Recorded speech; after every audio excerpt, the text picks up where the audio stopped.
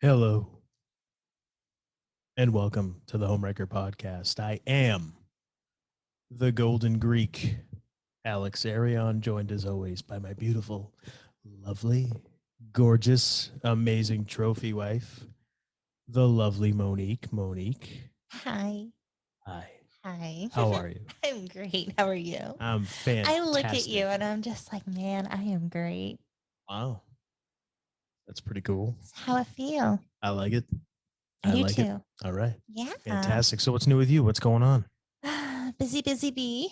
Really good. I'm Yes. like so close to getting my final hours for my hypnotherapy certification. Yeah. I think I'm down to like 15 hours. Yeah. You're getting there. Yeah. In a Yes. combined total of like hundreds of Yeah, hours. well, yeah, but at least we know that when you're done the hours Yeah. and you get your certification, Yes. My CHT. when you're actually hypnotizing people and you're doing whatever their end goal is, at least we know that you're going to know what you're doing, or that you've been trained properly, or Yes. you've Well, you've done the necessary work in order to achieve certification. oh, absolutely. And I know I've had this conversation with you, and I had it with my friend Carlene, who was in class with me. She actually, this is crazy. So she grew up in Manchester, lived in Manchester, and then moved right before we started class.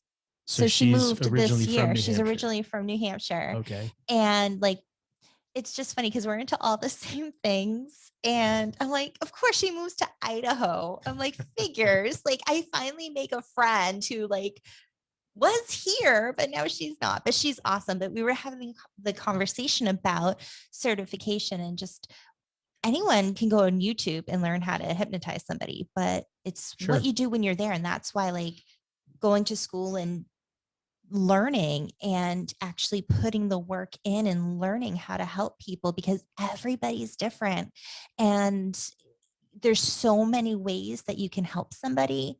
You just need to kind of figure out the best way to go about it. And sometimes it takes a few different ways. But yeah, like anyone can hypnotize anyone. It's what you do when you get in there, and knowing what to do and being confident. And if you don't know what to do, having the skills and training to kind of just say, okay, where do I go from here? All right, I'll go here. Here's what's going on. All right, well, then let's do this. Kind of like personal trainers, how anybody could be a personal trainer. But if you've been properly trained and certified, you have kind of a more of a level of trust with people, I think. And that's because you've put in the work and put in the time, read the materials, taken the practical tests, and showed in practical exams that you know what you're doing. So you're not going to hurt somebody, and you know how to Mm-hmm. get people results as a personal trainer. So I think the same thing applies with hypnotherapy. I think the same applies with a doctor, right? So I think Yeah. it's cool that you're busting your backside and doing a hell of a job, I Thank think. you. So And I was yeah, going to say, kudos. too, a lot of the hypnotherapy sessions I've done have been anything but textbook. So we'll learn about something and then I go do it. And of course, it's nothing. It's so I did in class, we did a regression to cause, which is like a feeling you get inside, and going back to when you first got that feeling so you can work on what caused it. Well, the person I was working with went into a past life, and just like we didn't get there yet. So it was like, okay, trying to figure out like how to work through it and how to help. There's just been so many things where Real life is never like the books. exactly like you can get trained for like what it's supposed to be like, but anything can happen. So part of it is expecting the unexpected. And I actually feel really lucky that I've had so many non-textbook cases, because it just helps me learn and it makes me think on my feet and go back to my training and, okay, well, if something unexpected happens, what do you do? Okay, well, you can do this, this, and this, depending on the situation. So I actually consider myself lucky. Yeah. Hey, you're That's how I like to look at it. I obviously I'm biased, but yeah, you're very good Thank you. because I've had you hypnotize me several times now. Yes. And yeah, maybe that'll be a future show once we once we figure out my crazy head. Oh, honey, we all have crazy heads. Oh, I know, but yeah, Actually, I want to get my instructor and his wife on because they are awesome. I love them. They're amazing. They're really cool. We should definitely do something. Oh my gosh. I'm going to ask them. Don't worry. I'll be asking them if they'll come on the show. Great. I want both of them too. Oh, okay. Just saying, husband and wife. Like, all right. Look at that. Fair enough. Yeah. We could play the newlywed game. Yeah. Just kidding. So what else is going on aside from that? Anything else new, fun, exciting just that you'd want to share with everybody listening or making watching? organite, reading tarot, just the usual stuff, and just chilling with my family. Oh, enjoying the nice weather. One thing I thought of the other day, I always get really excited when you can finally like for me, go downstairs and not have to wear socks or wear a sweater. Downstairs, like our basement downstairs? No, so we have like an upstairs, a downstairs, and a basement. So like we sleep upstairs on the second floor, coming down to the main floor. Because when it's colder, like I'll have socks and slippers, a sweater. But when I can come downstairs, get out of bed and go downstairs and not have to wear socks, it's so exciting. So, because I love being barefoot. All right. And the other really exciting part is now that it's warmer, when I work outside to make organite with my bare feet in the ground, my feet don't freeze. Because when I go in the spring and it's not, the ground is still kind of cold, my feet get really numb because like my feet are in the ground. Like I have this whole thing I do. But yeah, so my feet aren't as frozen. And that's exciting. Excellent. Yeah. Excellent. These are the things I get excited about. It's the little things, right? Right? It's the little things. How about you? What's up with you? Nothing. Nothing at all. No? I don't think so. No, nothing new. I just, enjoying the weather and enjoying the finer things in life. Yes. Like family. Yes. That's really yes. all that really matters for me anyhow. Reading our books. Yeah, I've been doing a lot of reading. Yeah. I'm on a new book. What's the new book that you're on? Spirit Releasement Therapy by William Baldwin. I don't have it with me right now. Again, another one for class, but it's very, very awesomely interesting. Nice. Probably not interesting to people who don't do hypnotherapy, but it might be. All right. Cool. But it basically talks about spirit attachments and multiple personality disorders and the difference in how to treat, because it's two different ways to treat. That's something, and I don't want to get into a big discussion about it, but multiple personalities, that's something that's always fascinated me. And I'm not gonna get too crazy into it because that's a whole show, I'm sure, in and of itself. But yeah, that's very interesting. Very interesting. Yeah, it's a really good book. It's like I read the first chapter and like the first, because it's kind of sections, not chapter, but it's sections, and it's like multiple things in one section. So it was like almost 100, or was it 70 or 80 pages? And I read that in one day. I was just like, I didn't want to put it down. You're asking me like I know. No, I'm thinking, questioning out loud. I have not read the book. You were reading the book. My apologies. But a book that I actually just finished, actually only took me a couple days to read it, is a book by our guest today, Micah Dank. And the book is called Beneath the Veil. And it is book 1 of a 6-part book series that he's doing. The book series is called Into the Rabbit Hole. It's really, really, really good. I enjoyed it. I really liked it a lot.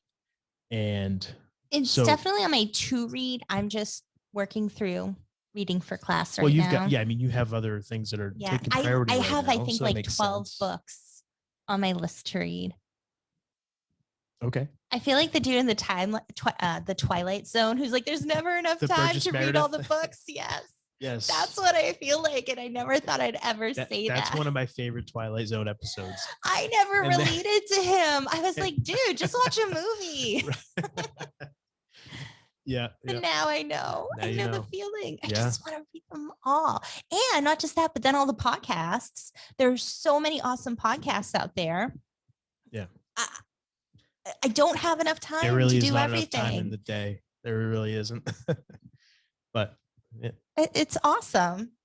Yeah, well, it's good to have options and choices, Yes, right? yes. And actually, we were talking before about putting in the work, and that is something that Micah Dank for sure has put in the work, and you're going to see or hear, depending on if you're listening or watching. This is definitely one. If you can watch it. We're on Yes. YouTube, we're on Brighteon, and we're on Odyssey. So definitely watch, because he has a PowerPoint presentation, and I'm a visual person. So kind of like when we had David Weiss on, once you Yes. get to see it, it tends to help make sense.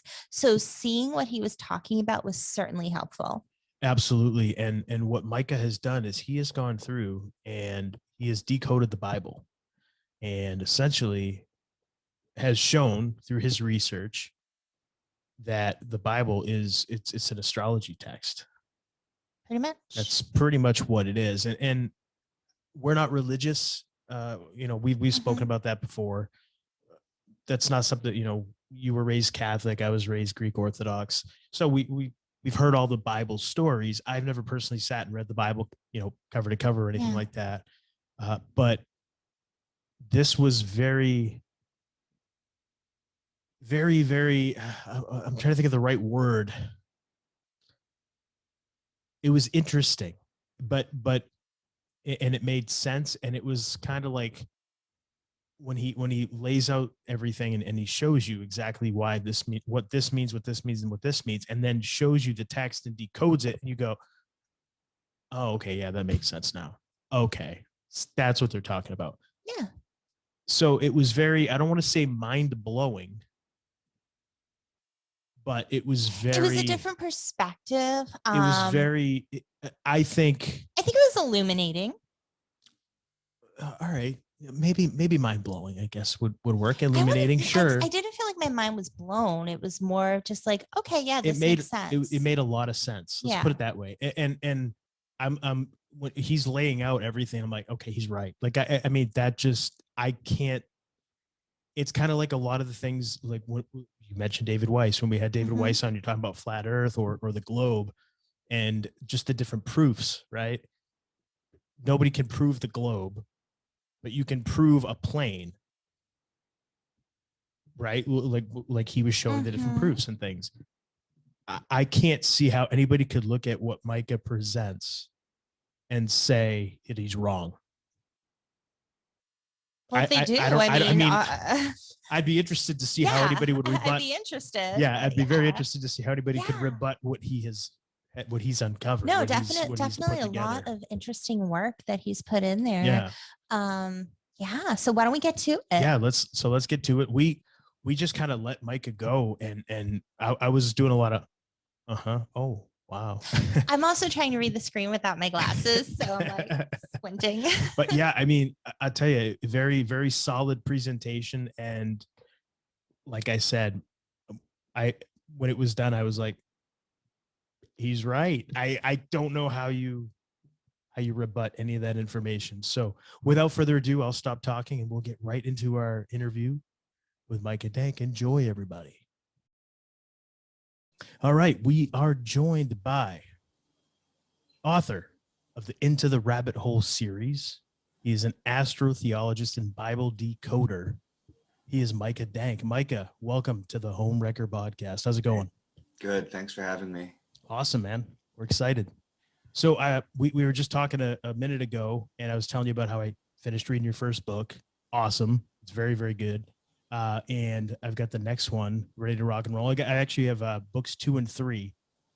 So I'm going to start book 2 pretty soon, but very, very good stuff. And now what we're going to be talking about today is astrotheology in the Bible.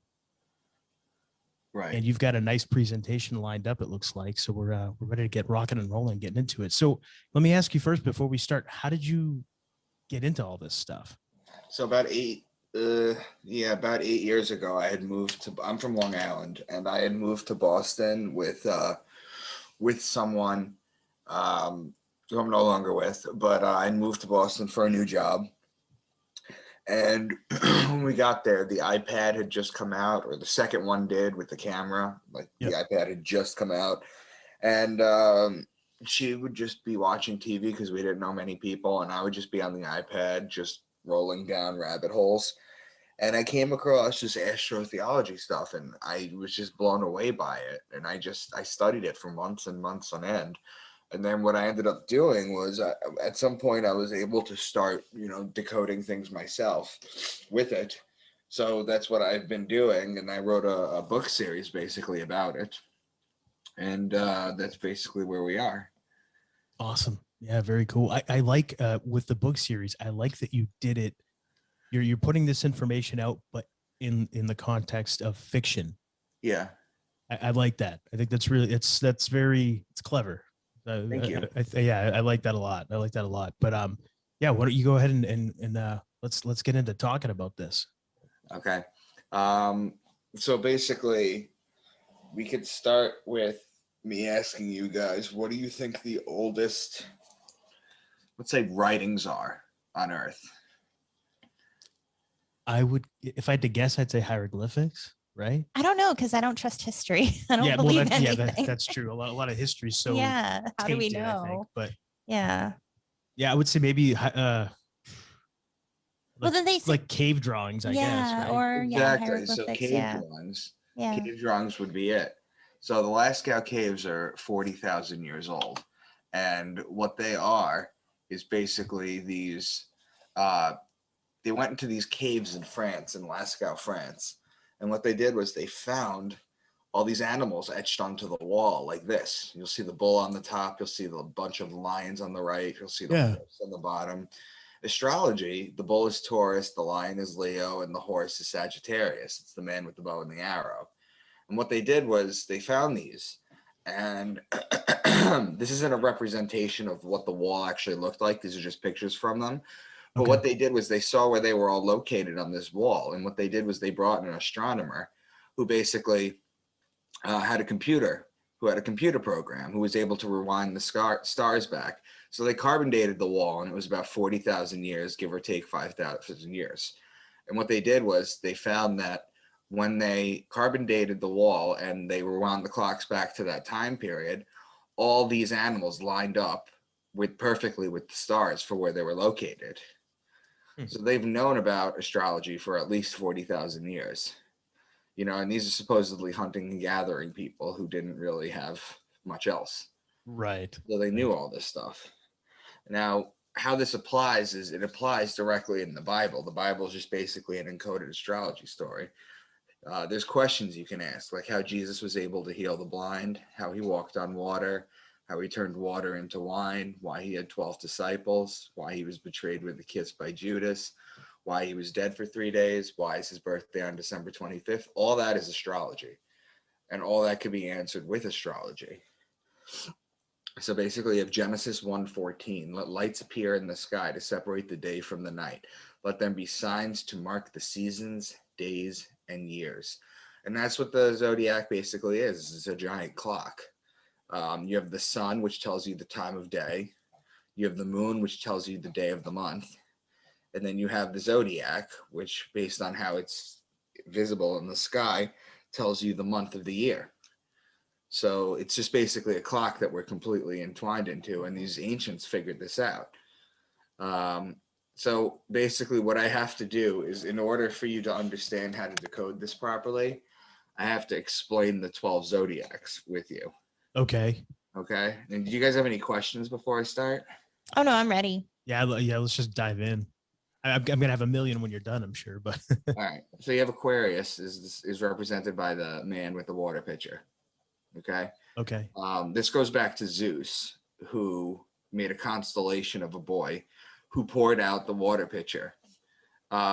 Basically, he had a servant boy that was in heaven that would serve them, the gods, ambrosia, which was the nectar of the gods, from this water pitcher. And then he got fed up one day, so he poured it over the side of heaven, and it caused the flood on earth. That's where the Greeks get their flood story from.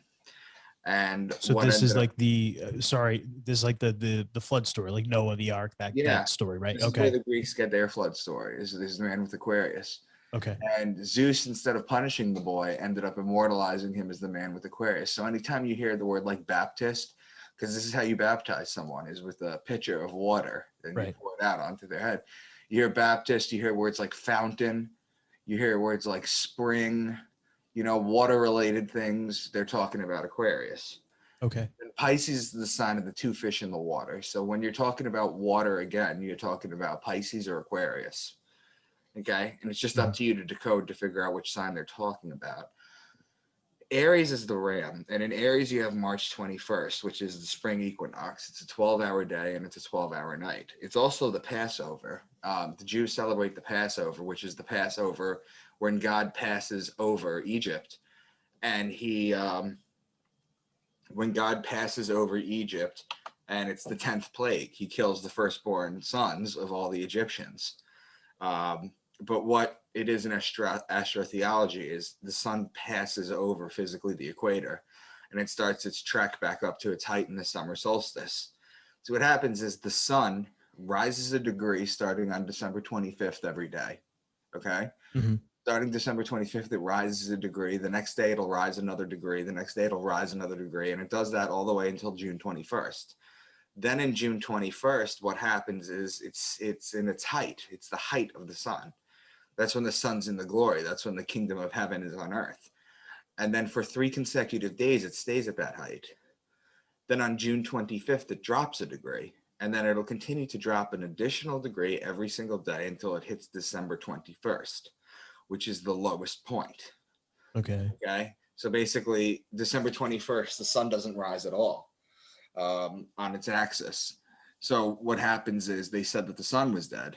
And then just like in June, for 3 consecutive days, the sun stays at that height. So that's why they said God's son was dead for 3 days. And then it comes back to earth, comes back to life on December 25th. It rises a degree. And then the sun basically follows this cycle every single year. It does this every single year. Right. And Aries is the time frame of it. We're in the age of Aquarius. The age of Aries was the time that the Jewish people became prevalent, that the first Bible came out. And that's why it's the ram. That's why the Jews blow the ram's horn during the high holy days, is because they're signifying Aries. Then Now, Taurus, when did the age of, I'm sorry, when did the age of Aquarius start? That was 2012, correct? yeah, December 21st, 2012. Okay. Okay. Right. Then Taurus is the bull. And when you look at the sky and you see Taurus, okay, you know that you need to you see the bull in the sky, you have to put the plow on the bull on earth so that you can harvest in Virgo and Libra. Okay. Then Gemini is the twins. That's Castor and Pollux Troy, whose sister was Helen of Troy. That's the story of Achilles.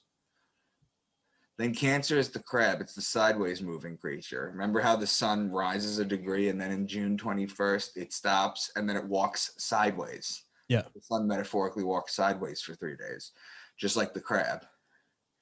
Then Leo is the king, the lion, the king of the jungle. The ruling planet of Leo is actually the sun. So whenever you hear them talking about lions or cubs or kingdom of heaven on earth, they're talking about Leo, because the sun is actually in Leo. And when the sun is in Leo, it's also the ruling planet of Leo. Then Virgo is the woman holding the wheat stalk. So remember before you said you plant in Taurus, right? Yeah. So you plant in Taurus, and then the virgins would cultivate the wheat in Virgo in order to make bread for the year. That's why it's a virgin with the wheat stalk. Okay, so you knew you plant in Taurus, and then you reap the wheat in Virgo. Then Libra is the justice. It's the scales, it's the balance, it's the just one. And the reason it's justice is because it judges God's sun as it passes over the fall equinox and begins its descent into winter, into cold, into death. Libra is also wine season. So whenever you hear Libra, you hear the word justice or judgment or law or tax or things of that nature. They're talking about Libra. Whenever you hear wine or vineyard or grape or wine press, they're also talking about Libra. Whenever you hear olives, because olives are also collected in Libra, they're talking about Libra. So you have those things to look for. Nice. Then Scorpio is the scorpion. He is the betrayer. So when a scorpion bites you, it leaves an imprint in your skin that looks like 2 lips. Okay. Mm-hmm. So if a scorpion bit you, you'd look at your skin, it would look like something kissed you, but it has poison in it. That's why it's the betrayal. It's why the mafia has the kiss of death. And it's why Jesus was betrayed by Judas with a kiss, because Jesus is metaphorically the sun And when the sun is in Scorpio, it's betrayed. And Judas is Scorpio. They have 12 disciples. Each one of the disciples represents one of the zodiac signs. Got it. Okay. Then Sagittarius, this is where so it's judged in Libra, it's betrayed in Scorpio, and then finally it's killed in Sagittarius. Sagittarius has December 21st. Okay, so whenever you're talking about death, or you're talking about a bow and arrow or a horse or a horseman, like the 4 horsemen, Yep. you're talking about Sagittarius. And then finally, Capricorn is the goat because he likes to climb the mountain. And what that means is if you look at the Zodiac Wheel, Capricorn's always at the bottom. So the sun metaphorically climbs a day starting in Capricorn. So it starts to climb up the mountain. That's why it's the goat. Huh. Okay. Okay. You guys have any questions based on that? No, I mean, it makes total sense. It makes sense. Yeah. When you're saying that, it's like, oh, okay. Yeah. Wow. All right. Yeah, I mean, like the wheels are really turning for me now. Like a lot of stuff. Yeah. Yeah. No. Good so far. Good so far. Okay. Names for Jesus. So you're talking about the sun. Okay. He's the Yeah. Son of God, like the sun behind his head. Yep. The Son of God, not the S-O-N of God. He's the Son. So names for Jesus. And when the goat, Capricorn, when the sun is in Capricorn, he's called the scapegoat of Israel. When the sun is in Aquarius, he's called the Son of Man. When the sun is in Pisces, the 2 fish, he's known as the fisherman of men. It's also why he fed the masses with 2 fish on the mount. Okay. Yeah. Okay. When the sun is in Aries, he's known as the Lamb of God. When it's in Leo, he's known as the Lion of Judah. The lady holding the stalk of wheat, Virgo, he's born of a virgin and he's called the bread of life. When you have Libra, the scales of justice, he's known as the just one. Then he's betrayed in Scorpio. He dies in Sagittarius. And that's December 21st. And it's also why he's worshipped on the sun day. Because he is the sun. Yeah. Yeah. Wow.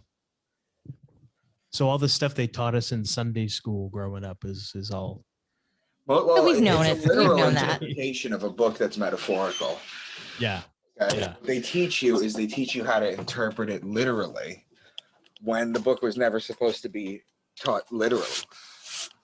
There's nothing literal about the Bible. The characters aren't real. These are just metaphors and allegories for the celestial beings. I mean, that goes more along the line of kind of what I feel. We've talked about it on the show before. I grew up Catholic. I never connected to it, and it just never, I don't know, I just didn't feel anything for it. And as I got older and learning about what, especially like the Catholics do in Christianity and just the bullshit, how they bulldoze over other people's religions and try to convert them over. It's like, yeah, I don't know. I've always thought it was a scam, but this definitely makes more sense. Thank you. Now check this out. You see this picture of Jesus on the left? Yes. Yeah. This is like your stereotypical picture that you could just rip off the internet, right? Yeah. That's like every picture of Jesus. It's like white Jesus. That's what he looks like. Yeah. Okay? Yeah. The sun is always behind. There's 4 things you'll see. The sun is always behind Jesus. In every picture, the sun is behind his head because he represents the sun. The 2 fingers up like that, okay? Yeah. Like they have that with Baphomet. They have it with Lucifer. They have it with Jesus. They all have the 2 fingers up. That's an ancient Kemetic peace sign. And Kemetic means Egypt. So it's an ancient Egyptian peace sign that they borrowed. The John Lennon peace sign, okay, that's the British victory war sign. It's V for victory. Okay, so that's not actually the peace sign. The peace sign is this. Then the white Jesus part is actually a guy named Caesar Borgia, who was the bastard son of Pope Alexander VI. See, this was in the mid-1500s, and the printing press had just come out. And what this pope had done is, yes, popes have had kids before. Okay, they never got married, but they've had kids before. If you were to Google a picture of this guy, Caesar Borgia, if you wanted to pull it up on your computer, you'll see it's the same face because this pope decided that his son would be the face of Jesus. Before then, there was no face of Jesus. Okay. Wow. Then you have the heart with the crown of thorns outside the body. The crown of thorns wrapped around the heart represents the sun's rays. You know how Jesus is crucified with the crown of thorns? Yeah. He's the sun, and the crown represents the sun rays, the rays of the sun. Okay. The heart outside the body represents the heart's toroidal field. Okay, are you guys familiar with that? The aura, Mhm. as they call it. Yeah. Yeah, it goes out 6 feet from your body. Mhm. That's why all the elites are trying to keep you 6 feet apart right now, is because you can't interact with anybody. When you guys are sitting right next to each other, your heart's toroidal fields are communicating with one another on a submolecular level. Yeah. Maybe even through the ether. You ever know somebody's like coming up behind you? It's because they broke your toroidal field. It's not like a sixth sense. They just broke your heart's energy field, and you can always sense when someone is too close to you. That's wow. You guys want to pull up a picture? You guys want to pull up a picture of this guy, Caesar Borgia? Yeah, can you do that right now on the computer? I don't want to mess with it and screw up what he has. I'm getting it right now. Caesar I'll let you do Borgia. it. We'll have to throw it in there Yeah, when I edit. We'll toss Oh this no, in. I was just asking if you guys wanted to see it for yourselves. Oh no, but if we're gonna pull it up and look, then we're gonna throw it in Oh for yeah, our video. that's totally. Make it bigger. Yeah, there's one right here. That's what she said. Look at that. Yeah, that's him. Like, what the hell? It's the same guy. It's the same face. Yeah, it's the exact same face. Yeah.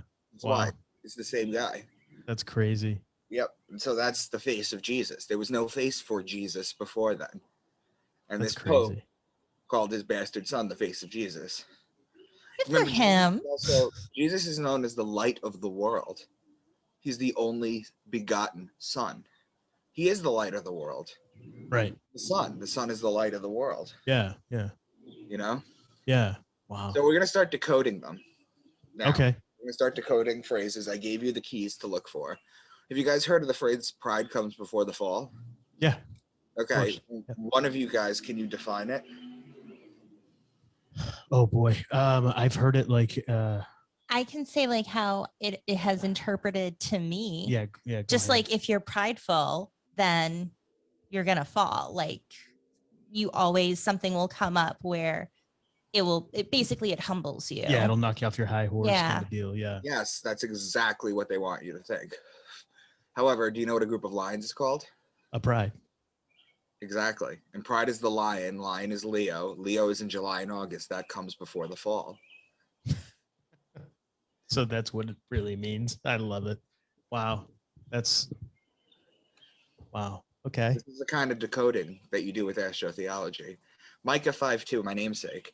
But you, Bethlehem Ephratah, though you are small among the clans of Judah, out of you will come for me one who will be ruler over Israel, whose origins are from ancient times. However, in Hebrew, Bethlehem is not one word. It's a combination of two words. Bet, which means house, and lechem, which means bread. It literally means house of bread.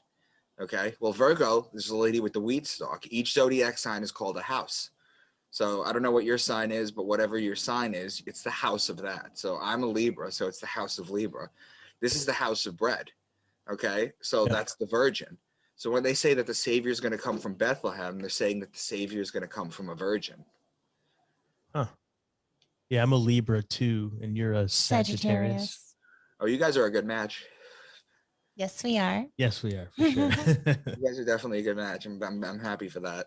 Thank you. Good stuff. So, okay, I've given you things to look for. Now you're going to start exercising this yourself. Oh boy. All right. Okay? Yeah. So I want you to count how many signs you see in this one passage that they metaphorically allude to. This is Deuteronomy 32. He gave them honey from the cliffs and olive oil from the rocky grounds. He gave his people butter from the herd and milk from the flock. He gave them lambs and goats. They had the best rams from Bashan and the finest wheat. They drank the best wine made from the juice of red grapes. But Jeshurun became fat and kicked like a bull. So do you see, I emphasize the words, but do you see? Yeah, no. So it's talking about like bull is Taurus, and the olives and the grapes are Virgo. Libra. Thank you. I'm like trying to go through the thing in my mind. Now let me see. Honey from the cliff and the olive oil, the rocky ground, Lambs. lambs and goats, The goats. Lambs Yeah. are Aries, the ram, the goat, Mhm. Capricorn. and the goats, the Capricorn. The ram is Aries. The wheat Yep. is Virgo. hmm Now, there's two that you don't know. He gave them honey from the cliffs. Okay, honey. There's a in the sign of Cancer. There's a group of stars. It's an asterism, and that just means it's just like a closely knit group of stars, hmm and they're called the beehive cluster. So that's where the honey comes from, metaphorically. Okay. Oh, okay. Okay, so that's in Cancer. He gives people butter from the herd and milk from the flock. You guys have any clue where that would be? So butter from the Butter. herd and milk from the They're flock. milk based. Okay, so So be would cow would be But would or it be- goat, right? Because yeah. goat can have milk No, as no, well. no, no, no. You No? guys, Is- you guys are thinking too deep into this. Okay, just That's not even Taurus? a thing. Like No, the Milky Way galaxy. oh, the Milky Ah, Way. shit. Okay. The Milky Way galaxy. Now, the center of the Milky Way galaxy is in Sagittarius. So, metaphorically, the land from Cancer, the beehive cluster, to Sagittarius is your land of milk and honey. Ah, okay. Okay. The Mount of Olives. Jesus led his disciples to the Mount of Olives after his last Passover so that he could teach them a few more things, pray, and then wait for Judas to betray him. While walking to the Mount of Olives, he gave the parable of the true vine. Okay? Now picture Mhm. your Zodiac Wheel. Passover takes place in Aries. Okay? So it starts in Aries. We're right after he walks to the Mount of Olives. Olives are in Libra. Okay, so if you look at the Zodiac Wheel, all you do is you draw a line from Aries to Libra, and that's a straight line. They're opposing signs. Okay, so you walk from Aries to Libra. Now you're in Libra, and they're waiting for Judas to betray him. Well, that betrayal comes in Scorpio, which is the sign after Libra. So this is how they decode it, basically, is that you jump from opposing signs to neighboring signs. We'll get into that a little bit more, but I just wanted to throw this in here just so that you guys know. Okay. This is how they do it, is they'll talk about two different signs. Like when they talk about war and love in the Bible, okay, the ruling planet of Aries is Mars, the god of war. The ruling planet of Libra is Venus, the goddess of love. Okay, so that's your war and love, and that's a straight line because those are opposing signs. Now, once he's in the Mount of Olives in Libra, he's waiting to be betrayed in Scorpio. He's still in Libra. He gave the parable of the true vine or vineyard or wine press in Libra. Okay, so you see how this kind of works? Yeah. Yeah. Okay. Revelation 4:7. The first living, it blows my mind that people take this stuff literally. Okay, so I'm going to get into two passages from Revelation that are kind of famous. Okay. Now, the first living creature was like a lion. The second was like an ox. The third had a face like a man. The fourth was like a flying eagle. Okay. The first living creature was like a lion, Leo. The second was like an ox, Taurus. The third had a face like a man, Aquarius. The fourth was like a flying eagle. Okay. We didn't go over eagle yet, but in astrology, the Scorpio is the belly crawling creature, much like God commands the snake to crawl on its belly after Eve is betrayed. Yeah. Okay. So it's the belly crawling creature. It's the lowest form of life on earth. Its evolved form is the flying eagle. You guys familiar with UFC? Yeah. Yep. Okay, you know Khabib,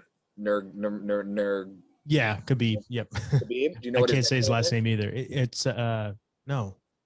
It's the Flying Eagle. Is that what he's called? The He's Flying called Eagle? the Flying Okay. Eagle, and guess what? He's a Scorpio.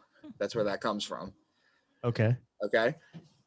The eagle's evolved form is the phoenix, and the phoenix is the story of Christ. It's the sun. It's a flaming ball that basically lives, and then it dies, and then it rises from its ashes days later. Okay. Yeah. Leo, Taurus, Aquarius, and Scorpio are the four fixed signs of the zodiac. I don't know if you ever heard of anything called like a mutable sign or a cardinal sign in astrology, but these are the four fixed signs. And what happens is the solstices and the equinox, when you look at the zodiac wheel, you pinpoint them on the wheel and you connect them. It forms a perfect cross. That's the cross that God's son lives and dies on. Oh. Okay. Okay. These four signs make an X through that cross. It's a perfect alignment. Okay. So that's how they encode this. Revelation 12. Have you heard about the lady with the dragon? No. No. Okay. A great sign appeared in heaven, a woman clothed with the sun, with the moon under her feet and a crown of 12 stars on her head. She was pregnant and cried out in pain as she was about to give birth. Then another sign appeared in heaven, an enormous red dragon with 7 heads, 10 horns, and 7 crowns on its head. Its tail swept a third of the stars out of the sky and flung them to earth.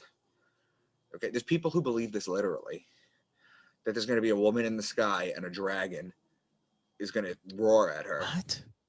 There's people Okay. that believe this literally, okay? Oh man. Okay. A woman clothed with the sun is the sun clothed in Virgo. It's a metaphor. It's for the, so the sun is, the virgin is clothed with the sun. Makes sense? If the sun is in Virgo. Yeah. Yeah. Yeah. Now, if the sun is in Virgo, the moon will be at her feet. Okay. Now, here's the thing. You cannot look outside into the sky in any direction and be looking outside of our 12 signs. It's a calendar that completely encompasses us. Right. Okay. Now, so basically the sun, there's 12 signs. The sun spends 2 hours in each sign every day. That makes your 24-hour clock. Okay. Mm-hmm. So if the sun is in Virgo, okay, it's roughly about 4 p.m. Okay, so that's midday, basically. Well, not midday, but it's still daytime. Right. If the sun is in Virgo, the moon will be at her feet. So if the sun is in Virgo, the moon is technically down below, and when the moon comes up, the sun goes down. Make sense? Yeah. Mhm. Another sign appeared in heaven, an enormous dragon. Its tail swept a third of the stars out of the sky and flung them to earth. There's a constellation called Draco, which is on the left that you can see. That's the dragon. It's also known as the 2 hyenas, too, by the way, which I looked into and learned. So its tail goes from Aries to Sagittarius, which is 4/12 of the signs, or 1/3 of the stars out of the sky. So that's why its tail swept a third of the stars out of the earth. It's a metaphor. Gotcha. Okay. Okay. Makes sense, right? Yeah. Yeah. So I've given examples of astrotheology in the Old Testament as well as the New Testament. I'm starting to show you how this shit works. Yeah. I've been accused. Can I curse? I'm sorry. Yeah. Absolutely. Okay. Yeah. Go I've been nuts. accused of cherry picking verses from the Bible to prove a point. So let's take a much longer passage. Sure. Okay. Yeah. Let's do it. You familiar with the book of Job?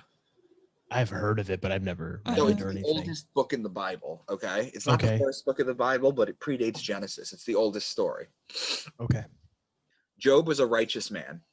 Okay, who had everything. He had livestock, he had family, he was a God-fearing, God-worshipping, well, not God-fearing, but he was a God-worshipping person. Satan went to God and said, basically, if you start taking away this guy's stuff, he's going to curse you. He's only righteous because he has everything. So God says, I don't believe that. And then God gives Satan permission. You could take things away from him, but you can't kill him. So little by little, his family starts getting sick and dying. His animals get sick. You know, he starts losing everything. He cries out to God, okay? And then God finally responds to him. These are supposedly the words of God, okay? And I'm going to decode the whole thing for you. Sure. So this is Job 38:32. The first thing he says is, can you lead forth the Mazzaroth? Now, it's important to know that the word Mazzaroth literally means zodiac. So right out the gate, God's first thing he says, do you know your zodiac? Mazzaroth over time becomes the word Mazalot, which survives in Judaism today as Mazel Tov, or good fortune from the stars. That's what it means, good fortune from the stars. So the Lord's challenge to Job, the first two are obvious star references. He says, can you bind the chains of the Pleiades? Can you loosen Orion's belt? Those are two metaphors that are obviously about the stars that we're aware of. Right. Then he says, can you bring forth the constellations in their season, or lead out the bear with its cubs? The constellations are the zodiac above, and the bear and its cubs are Ursa Major, the Great Bear, and Ursa Minor, part of the Big Dipper. Then he says, who could tip over the water jars of heavens? That's obviously Aquarius. Okay. Do you hunt the prey for the lioness and satisfy the hunger for the lions? That's a reference to Leo. Yeah. Who provides food for the raven? That's the constellation Corvus, which means raven and borders on Virgo. Do you watch when the doe bears her fawn? That's Mariga, meaning deer, and is located in Orion. Who let the wild donkey go free? That's Acellus borealis, which means donkey, and is located in Cancer. You see how this is going, right? Yeah. Yeah. Okay. Will the wild ox consent to serve you? That's the bull Taurus. The wings of the ostrich flap joyfully. That's Lambda Aquile, or Al Thaliman, which means 2 ostriches in Arabic. Do you give the horse its strength? It laughs at fear, afraid of nothing. It does not shy away from the sword. The quiver rattles against its side along with the flashing spear and lance. That's Sagittarius, the bow and the arrow. Does the eagle soar at your command and build its nest on high? That's Aquila, which is the Latin name for eagle and is a constellation a few degrees above the celestial equator. Finally, he says, can you pull in Leviathan with the fish hook? Leviathan was a fish god. So that's Pisces, the two fish. So Right, that's okay. his answer to him. Basically, you see how it's all astrology, right? Yeah, yeah. Wow. So how was Jesus able to heal the blind? Okay, let's answer the questions from before now. Sure. Okay, how Jesus was able to heal the blind? Well, if he's the Son, S-O-N, okay, the story goes the blind man came up to him, Jesus put his fingers on his eyes, and he was able to see. Right. But if he's the Son, S-U-N, what Then, happens when well, it's He gives dark? light. Yeah, But when the gives sun light. comes up in the morning, it touches your see. eyes, and then suddenly you can see. Right. How he walked on water. Have you ever seen a sunset on a lake before? Yep. That's how the Son of God walks on water. How he turned water into wine. So do you guys know why God is considered a man and Earth is considered a woman? Mother Earth? No. No. It has to do with God's sacred fluid, the rain. Okay? It's called shemen in Hebrew. We get the word semen from it. It's the sacred fluid. Okay? So what happens is God's sacred fluid pours down and impregnates Mother Earth. And then from the rain, from his secret shemen, all things grow out of her.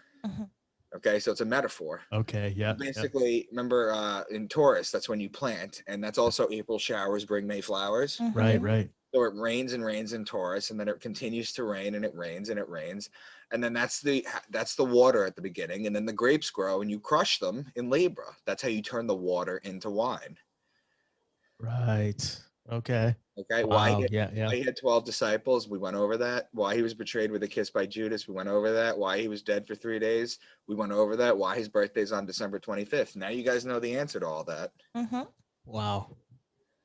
This is amazing. I mean, it definitely makes more sense Yeah, than a lot more sense. you know, what you're told when you're a kid going to church. Yeah. Oh yeah. Wow. So I have a question for you, because Alex and I were having a conversation. I thought you might be a good person to get in on this for fun. So we're talking about, you know, religion, so to speak. We're talking about the Bible and what people believe. And so you have God, you have the Son, and it's brought up with like Lucifer. And you just mentioned, you know, Lucifer went to God. And so, Well, no, I said it was Satan. Satan. There's a difference between Satan and Lucifer. So why don't you explain that, please? Sure. So Satan in Hebrew is the word Hashatan. Okay. And Satan literally just means adversary.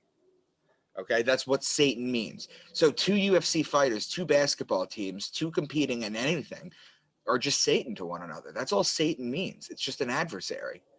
Okay. Lucifer is the light bringer. Okay. He's the light bearer. Do you know why he's the light bearer? No. The actual, like the legit reason, or the reason that he's the light bearer, because he's known as the morning star. Well, I was going to say, I know he's known as the morning star, but I didn't know if that was going to get to Well, your do you know point. what the morning star is? Is an astrology, isn't it? Is it the North Star?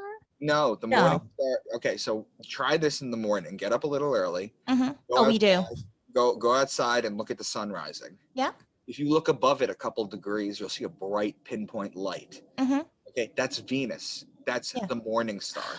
Okay. Gotcha. So Lucifer is the morning star. Okay. In the Bible, in Genesis 1:3, God says, "Let there be light." Well, how are you going to have light without the light bringer? So Lucifer is mentioned instantly in the Bible, even if not by name, then by action. And the other thing that you have to know too is that Lucifer supposedly has a pentagram. Okay, that they basically tell you is evil. Yeah. Okay, well, the pentagram is basically, I just told you Lucifer was Venus, right? Yeah. If you take Earth and Venus in their orbit around the sun in a year, they almost connect at 5 points. You just connect those 5 points, you get the pentagram. That's Lucifer's pentagram. It's all astrology. Gotcha. Okay. Yeah. Well, so I was gonna say, like, it brings, the good versus evil, heaven versus hell. So what are your thoughts on that? Well, hell is on Earth. Hell is winter. There is no actual hell. Let me ask you a question. Hell is supposed to be an inferno, right? It's supposed to Supposedly, be yeah, sure. Allegedly. it's Yeah. supposed to be a fiery inferno. How do people, how do animals, how do anything process pain in their body? It's In the their body, nerve, yeah, their internally, yeah. nerves. It's their nerve endings, right? Yeah. Mhm. So when you die and you shed your nerve endings, how are you going to process a fiery pit of hell and being in pain? You're not. Okay. Yeah, Hell is yeah. actually winter on Earth. Hell is desolate. It's cold. The sun is not out. The word for hell, the word inferno goes back to a word called inverno in Latin, which means winter. Okay. So Really? hell is Okay. winter. Hell is winter. It's cold. It's desolate. Nothing grows. There's no food. The sun is not out. All the animals come out. There's snow. Hell is on Earth. Hell is winter. Okay. It's just been co-opted to be a boiling pit, a fire thing. In Dante Alighieri's book, The Divine Comedy, right? I don't know if you guys have read it. A long time ago. So A you read long Dante, time. but okay, I so might have. he's in the bottom layer of hell. Okay. Mhm. Satan is. Okay. Do you remember what he's in? Because Dante knew this. Wasn't it? No. Well, you mean like cold? Because there was parts that were cold, weren't there? He was in the bottom layer of hell. He had three faces. Each face was chewing on somebody. The three evil people from the world: Brutus and Cassius, who betrayed Caesar, and um, Judas. He's chewing on these three people, but he's in the bottom layer of hell. But he's frozen up to his belly in a lake full of. It's frozen. And why? It's because his wings are flapping so hard that it's freezing everything over. Gotcha. Okay, Hell so frozen Dante over. knew that. So hell is winter. Hell is not. They inverted it. That's what they Mm. do. They invert it, and then they. Son of a bitch. It's funny. We were just Wow. talking about how like everything's always so inverted, and Yeah. like Yeah. you read these books and these quote unquote experts talk about, oh well, this is this and this is that, and like for me, for the longest time, like I always felt something was wrong with me because I'm like, I don't get that. That doesn't resonate with me. I feel the opposite. I get the opposite feeling. Right. And was it just like yesterday or the day before? Yeah. And it's like maybe like, and I realized like there's nothing wrong with me. It's just how I am. But it was just funny because it's like maybe I'm right. it's Yeah. it's because everything's inverted. Well, it's because it's. Have you heard of the Hegelian dialect? No. I've heard of it. Yeah. Hegelian dialect basically says you create the problem and you sell the solution. Okay, and that's what Yep. religion Yeah. basically has done. Yeah. You know? It's true. Wow. Like the government. Bunch of con men. Yep. Damn it. Yeah. Mhm. Wow. Yeah. Yeah, blowing my mind over here with some of this stuff, Mike. I got to tell you. So, do you want me to go on? Because I Yeah, could go show on. you, I could show you how I'm going to use the Book of Matthew and I'm going to go through it line for line. Okay. Sure. Show you how the whole thing is astrology. Okay, so you see how I have like the Zodiac Wheel on the left? Yeah. Yeah. With like a red thing on it, just basically. So I highlight sections of the Zodiac Wheel. Okay. And I'll just show it to you. This is as an aid to understand because we're going to be jumping around it a lot. No, this is great. I'm a visual person, so Yeah, this this is is- That's helpful. why I figured, that's why I did this PowerPoint presentation is because a lot a lot of people tend to take things in a little bit more when it's visual. Yeah. Matthew 3:2. Repent of your sins and turn to God, for the kingdom of heaven is near. I told you the kingdom of heaven was Leo, because when the sun is in Leo, it's in its house that it rules. Mhm. Okay, so each one of these gospels starts at one of the four major points, the solstices of the equinox. Okay, so the closest one to the kingdom of heaven being near is Cancer. That's why I highlighted it. You have June 21st, the summer solstice.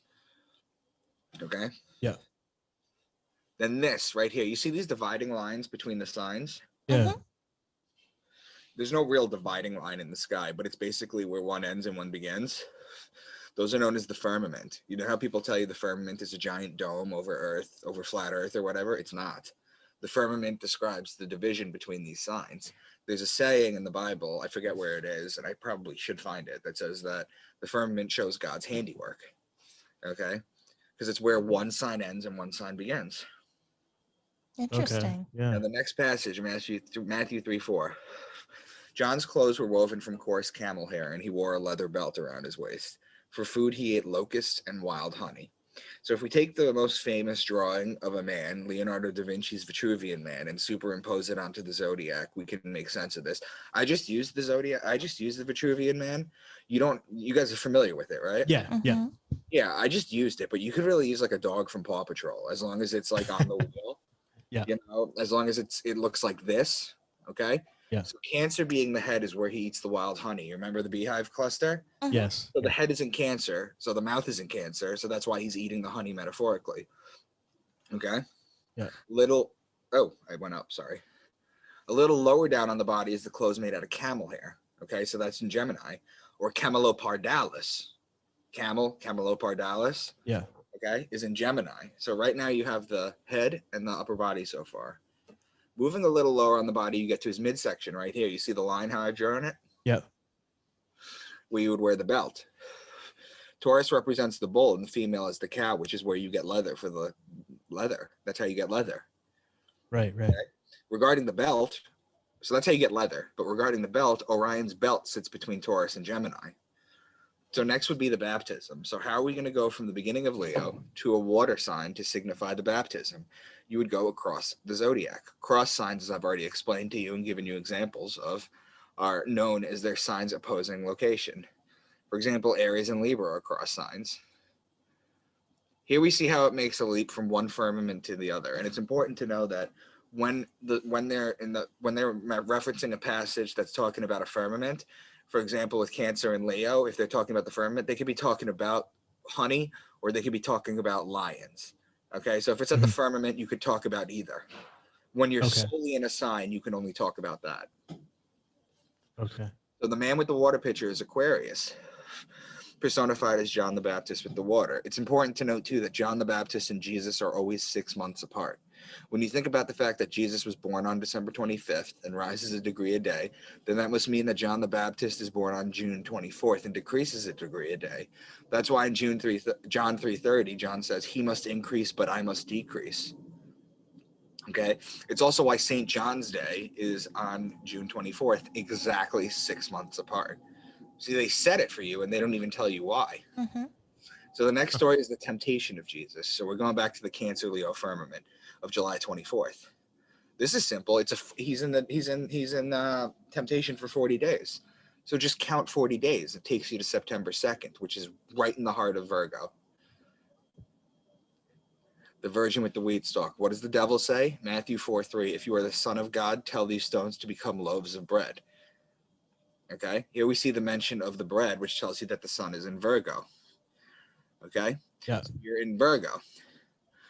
So then Matthew 5:17 and 22, I did not come to abolish the law. And if you are even angry with someone, you are subject to judgment. There's the judgment. So they're talking about the Virgo Libra border. Libra. Yeah. Yeah. Okay. This could be used to talk about bread or talk about law and judgment. Matthew 7:9-10. If your children are asked for a loaf of bread, you give them a stone instead. Once again, this being the firmament between Virgo and Libra, it switches back to Virgo. It's important to know that I'm literally just going line for line through the Bible and showing you how this is all encoded. Wow. That's crazy. That's nuts. So with all this, right? Why then? I know that they obviously it's for control, but where do you think that these religious leaders, all these people, they know all this, right? Like they know that this is what the Bible. No. You go to priest school, you go to become a rabbi, you don't learn any of this. So they don't know any of this stuff. No. Like Wow. there are people that know. I'm just a kid from Long Island and I figured this out. Like there's people that know this. There has to be. It's just too, it makes too much sense. It's just too easy. In Matthew 7:15, beware of false prophets who come disguised as harmless sheep. That's Aries. And can you pick grapes from the thorn bushes? That's Libra. So I've drawn a line right here to show you their opposing signs. Right. Okay. Right. Moving along, Matthew 13, later that same day, Jesus left the house and sat beside a lake. The story now moves from Libra to the barrier between Aquarius and Pisces, okay, as he is right beside the lake, or the two water signs. Its cross sign is Leo, Virgo, firmament.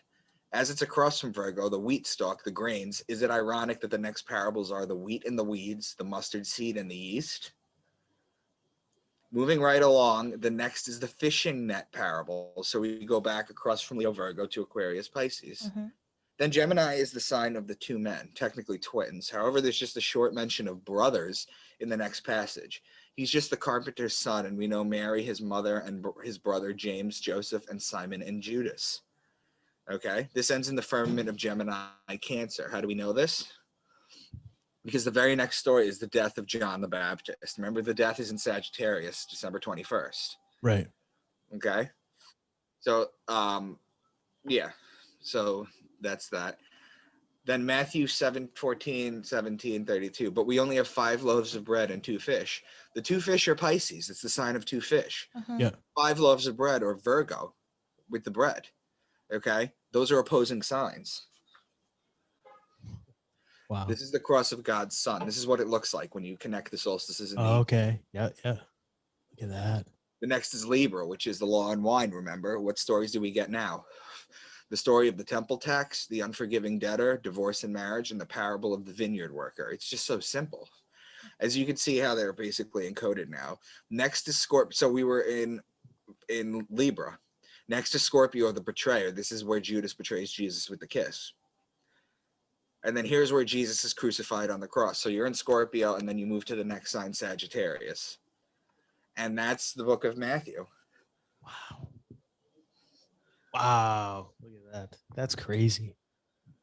That's just nuts. Like just all the wow. And I'll Yeah, show you the people that do know this. There are people that do know this, back to your question before. Yeah. Roman Catholic Catechism 2116. All forms of divination are to be rejected.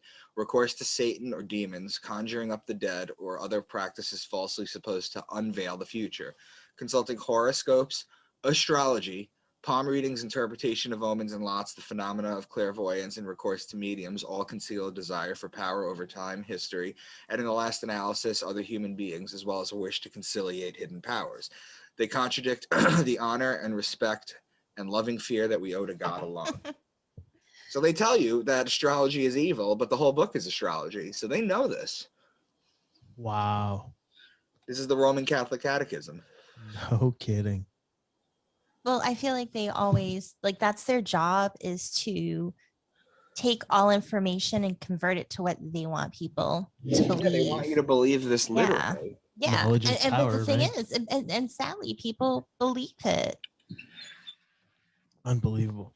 Well, I mean, believable. You know, when you put it in, when you lay it out like this, it's like, okay, obviously this is what it means. You can't argue it. Well, I look at it like You just know? I go by feeling. I go by what do I feel? This feels like it makes way more sense to me than being a child, going to church, listening to a Catholic priest talk, blah, blah, blah, and having no connection, no feeling, nothing, just these stories. And yeah, they're supposed to like have lessons, which is great. Like you can take what's being given out and learn a nice little lesson. But at the end of the day, is that the truth? You know what I mean? So I kind of look at it like you have to go by what you feel personally. And if it resonates with you, awesome. If not, awesome. But this definitely just inside feels more right than, I mean, well, yeah, you know, it doesn't even feel right. You shows you right what- there. Like, no. it's exactly what it is. but I just said I go by how I feel. No, I get you. Yeah, yeah, Yes, logically, it does make sense. yeah. I'm just going by inside. This feels more right than Yeah. what we've Insane. been taught. Yes. Interesting. So the elites, all these people, these they, them, you know, whatever you want to call them. Do you think they all know all this stuff? Some have to. So there's no way they don't. Yeah. Yeah. I mean, I'm with you. I would think that I would at least the ones at the very top have got to know this stuff. And then, everybody beneath them, they pull the strings and have them do whatever. That's a whole other topic Yeah, that I I could know. go off I on know. with That's all of that's that. that's a whole other. And who are the show. they? Because I kind of Yeah, mentioned yeah, on an yeah, episode my yeah. thoughts, but But yeah, yeah, this- interesting. Thank you. Micah, this is awesome, man. It's good stuff. Yeah. This is basically the stuff that I created my book series about. Yeah, yeah. Like you go over a bunch of it in the first book. Now, it's a 6-book series, right? Right. Book 4 just came out. Yes. Is that okay? Book 5 comes out a month from today. Okay, awesome. So I'm gonna hold this up so everybody can see it. Well, I don't know if our video's up or if it's his Oh, thing. So oh, we'll wait. okay. We'll do it after. Okay, we'll do it Oh, after. no, no, Yeah, no, yeah, yeah. no, I lied. Hold on. 1 sec. You liar. Damn There you, we go. Micah. Now we're up. There it is. Yeah, so it's right here. Beneath the Veil is book 1. It's very, very good. I think I finished it in like 2 days. It's like a quick. Yeah, Nice you quick read. did. Yeah, Yeah, you it's good. finished it Very quickly. good. Yeah. Now, Excellent. is this going to go? Do you have any? I mean, this is like this could be like a TV series or a movie series. Yeah, I'm working on it right now. My publicist is working on that. Awesome. Yeah, because I mean, I could see this being like a more contemporary. I don't want to say like the Da Vinci Code, but I guess kind of like the Da Vinci Code. Only this one would be like more factual, I guess. But yeah, no, yeah, good stuff, man. Really good stuff. Awesome. Really good stuff. Micah, why don't you tell everyone how they can find you? Sure. I'm on Twitter, Facebook, and Instagram at Micah Dank. If you want a copy of the book series, a lot of people in like this kind of podcasting community or like the fans or like the listeners, they don't like giving money to Amazon. So I sell the books direct. Awesome. Oh, great. If you are interested, just reach out to me on one of those platforms and I'll set something up and I'll mail it to you direct. Perfect. Yeah. Fabulous. Yeah. I'll do that from now on. Yeah. I'll do that for book 4 and beyond. There you go. There you go. That's great. Yeah. Good I'll stuff. sign man. them too. I sign them too. Oh, great. Oh, that's awesome. Nice. That's awesome, man. Good stuff. Yeah. Anything else you want to plug or anything else you want to No, get out that's there? it. I'm just wondering what you guys think. I think it's awesome. Like it all makes perfect sense the way you lay it out. Now, I've heard an interview with you previously where you mentioned Jordan Maxwell. Have you ever actually talked to Jordan Maxwell? No. By the time I got to the level where I'm at right now, he's sick. He's old and sick. Yeah, because he's a guy that I feel like has he ever talked about any of this kind of stuff? Briefly, but not really in the way that I do. Like I decode phrases. He doesn't really do that. Okay. Yeah, because I was gonna say, because I know like you're decoding the whole Bible. I know he like a couple of things I've seen of his. He's dropped a couple of things here and there that are, a couple of the not the verses of the Bible, but a lot of the things, like symbology, for example. Like he's big into symbology and stuff like that. But I just didn't know. I thought it would be fascinating to hear his thoughts on this kind of stuff. I mean, have you sent him your work or anything like that? I've reached out to him a bunch of times. He's never reached back out to me. I Oh, think that's he's too just bad. sick. Oh, that's too bad. Because I think, yeah, that's crazy. You're like the new Jordan Maxwell. Yeah, this is awesome stuff. I personally have never went through and actually read the entire Bible. I just had like the Sunday school lessons, stuff like that growing up. But for me, it was always just like kind of like Monique, where I never really was never really religious. I think I was more of a spiritual person. But this all just makes total sense now. The way you've gone through and decoded it and explained what all the different stuff means. It just, I can't rebut it in any way. I can't think of any way to rebut it. And like you said, the fact that people take this stuff literally, hey, to each their own, I guess. But I mean, it's kind of hard to take it literally if you've been presented this kind of information. All I can think of is, as you're explaining this, if this was me trying to map everything out, I'd be the one with like the wall with like all these different things and the red strings going from like across Connecting one the end dots, to yeah, yeah. another, trying to like I said, I'm visual.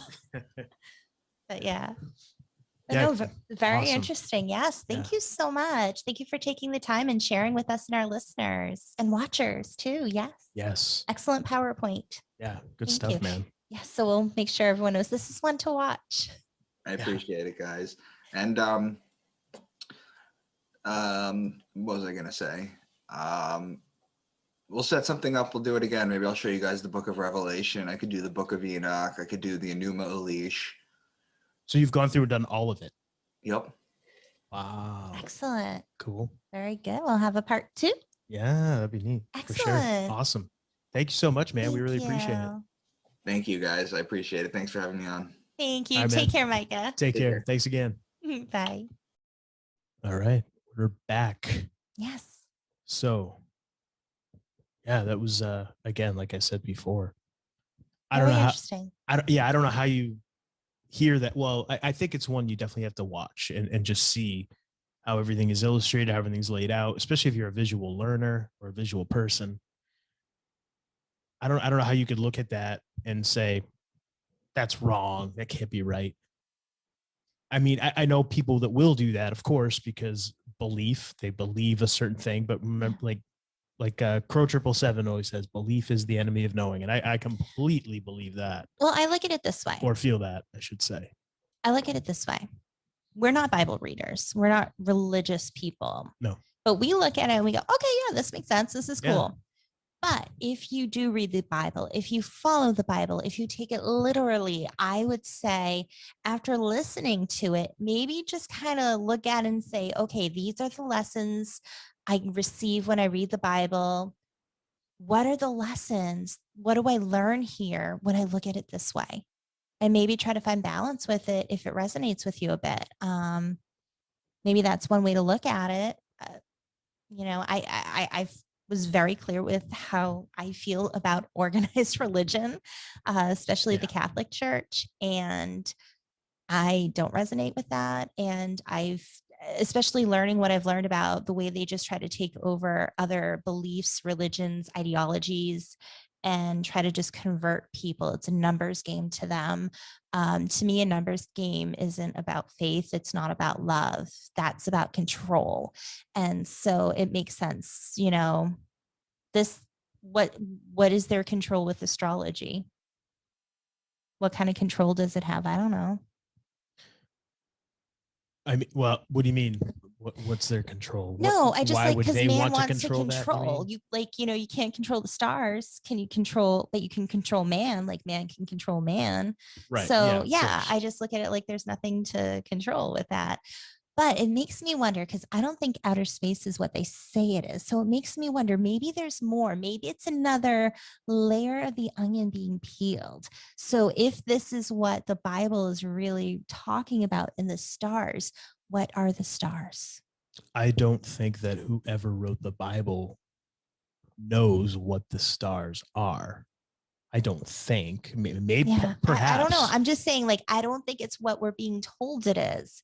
So I agree. I think that if the Bible is a text that is teaching about the stars, it's an astrology text, right? If that's what it is, which I think it's pretty obvious that that's what it is, then why would you want to like why would you want to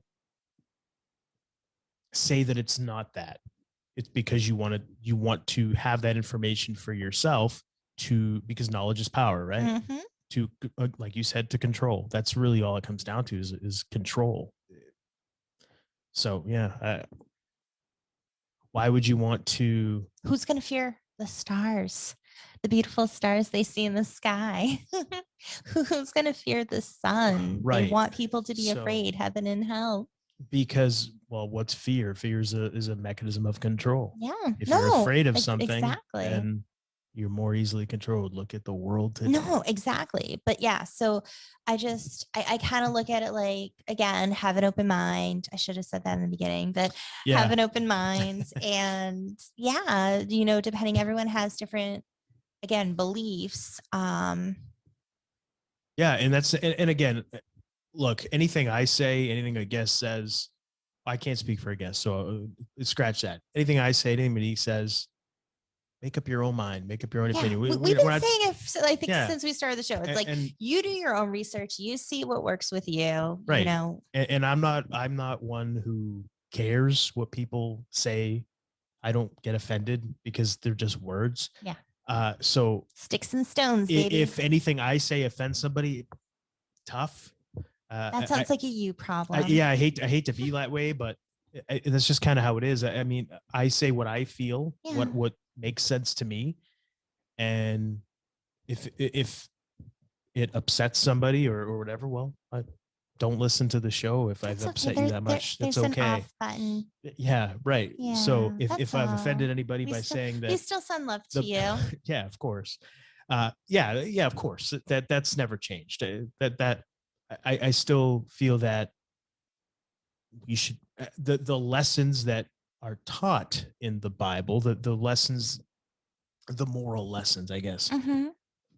I still feel like that's just a way to be, because you mean to be a good person and be kind? just a good set of rules. It's a good, if you're looking at it as a book that teaches you to be a better person or how to act in a civilized society, I guess. Yeah, but I don't think it should be taken word for word literally either. And I think this pointed that out even more so. Yeah, absolutely. This presentation definitely pointed that out. Yeah. Not to be taken literally. It's a metaphorical text for sure.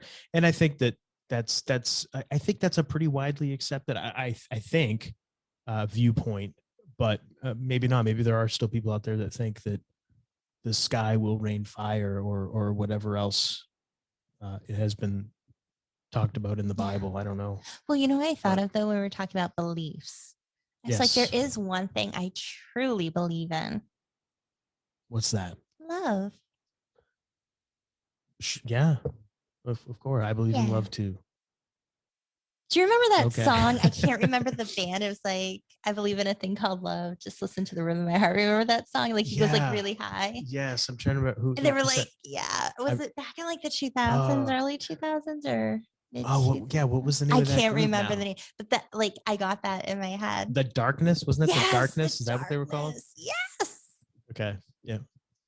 Everyone should go check out that song. There you go. So you can have in your head what I have in mind right now. There you go. Awesome. So yeah, very, very great presentation. And yeah, we'll good. Awesome. Good. So let us know what you think. Yeah, absolutely. Let us know. Give us your thoughts. How do you feel about this? Yeah, give us your thoughts. Yes. If you think you can rebut all of the information that was presented, I would love to talk to you, because I don't know how you rebut that. I don't know, but I'm open-minded to it. If we're somebody, open. Yeah, absolutely. If somebody has has a presentation that could maybe we could, that'd be great if we had like somebody that came on and was like, no, it means this and this and this and this is why, and actually gave like, a good presentation and backed it up with like visual proof and evidence or whatever, and research and all that, like Micah did. And then we have them on together. You know what it makes me think of? Remember the break dancing battles? Like a dance off? Yes, it would be like a dance off, but for this. But yes, but yeah. So yeah, for sure. If anybody wants to rebut that, or if you can, love to hear from you. Love to hear from you. But you got to actually like back your stuff up. You just can't be like, no, because it's the Bible and blah, blah. Right. Of course. Yeah. You got to come from. You got to do your work. Right. Yeah, absolutely. Yeah. That's something I noticed. Sometimes there are people who like just want to come on and say stuff, but they don't want to do their work. Well, that is true. Yes. You have to do your work. Yes. But how can people find us on social media, my lady? You can find us on Twitter @Homewrecker Pod. Just Twitter now. Just Twitter. Just Twitter. Yeah. That's it. Nothing that's else. it. No Facebook, no Instagram, No. none. Nope. Nothing else. We also have a website. Homewreckerpodcast.com. That's right. And if you are listening, thank you. And please hit the follow. Is it follow now on everything? Everybody does follow. There's Subscribe. I no don't more know. subscribe anymore I for don't whatever know. reason. I think it depends on what you're doing. So do it so it just automatically downloads us Yeah. every week. That's Like it. Please. Yeah, if you're on iTunes, give us a 5-star review, please. We like those. Yeah, those are good. Anything less, just reach out to us and talk about it. Yeah. So we're also on YouTube if you're watching. Yes, And Brighteon Brighteon and Odyssey. And this is definitely an episode to watch.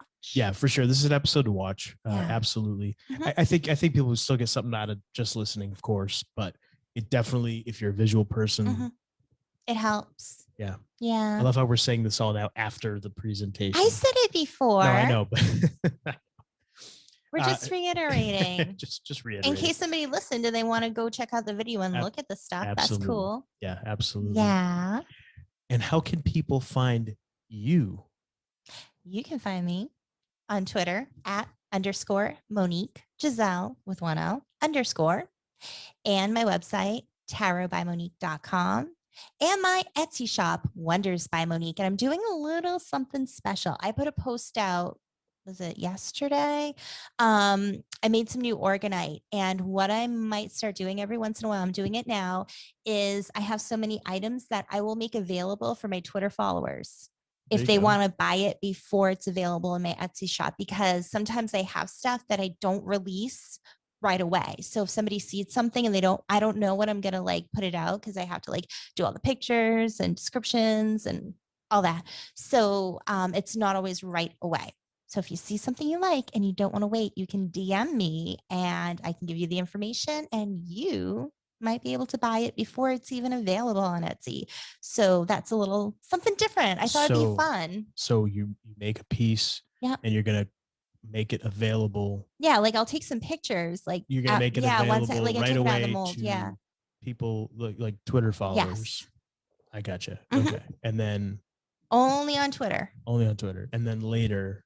Yeah. Put in the Etsy shop anything Yep. that is still available. So it might be like a couple of weeks. Gotcha. So by the time this comes out, some of the pieces might already be on Etsy, but if it's not, and you see something that you want, like from the post from So follow you on Twitter. Follow me on Twitter. To see what you got so you can see coming what up. I got. Awesome. Sounds good. Thank you. And I'm also on Twitter Yes. at the Alex Arion. I don't post much. How do you spell it?